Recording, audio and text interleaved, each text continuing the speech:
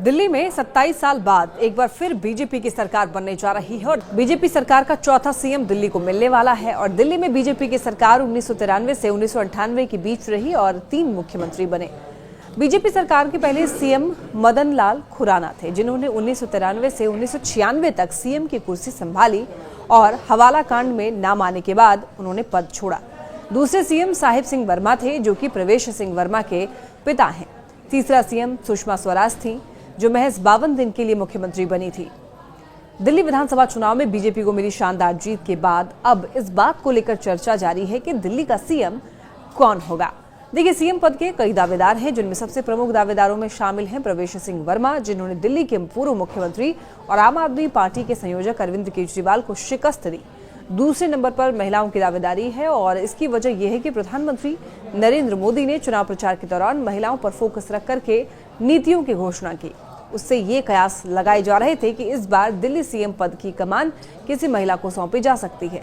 तीसरे दावेदार के रूप में पूर्वांचली सामने है, जिनका बीजेपी की बड़ी जीत में अहम योगदान है। और नई दिल्ली विधानसभा सीट से बीजेपी के नेता प्रवेश सिंह वर्मा ने अरविंद केजरीवाल को 4089 वोट से हराया और उनकी ये जीत बहुत ही महत्वपूर्ण है, क्योंकि अरविंद केजरीवाल को हराने से आप यानी कि आम आदमी पार्टी पूरी तरह टूट चुकी है। उनका नेता चुनाव हार गया है। युद्ध में अगर सेनापति हार जाए तो सेना की जो स्थिति होगी वही स्थिति अभी आम आदमी पार्टी की है।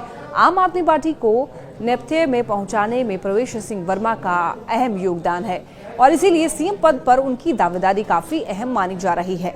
सीएम फेस के लिए रेखा गुप्ता का नाम भी रेस में सबसे आगे है। 50 वर्षीय रेखा गुप्ता बीजेपी महिला मोर्चा की राष्ट्रीय उपाध्यक्ष हैं और उनके नाम की चर्चा होने की वजह से रेखा गुप्ता सोशल मीडिया में ट्रेंड भी कर रही हैं।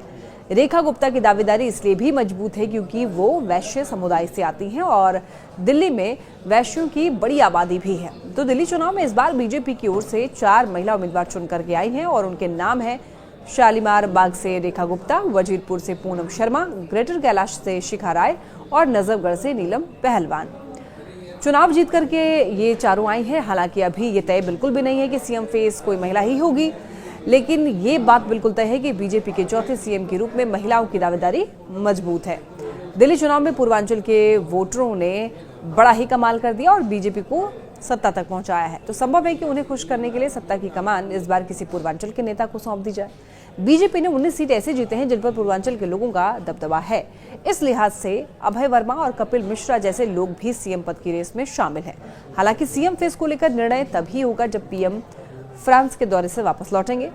बीजेपी चूंकि अपने निर्णयों से चौंकाती रही है, इसीलिए इस बार भी दावे से ये नहीं कहा जा सकता है कि कौन बनेगा दिल्ली का सीएम, लेकिन बहुत जल्द दिल्ली को एक नया सीएम मिलने जा रहा है।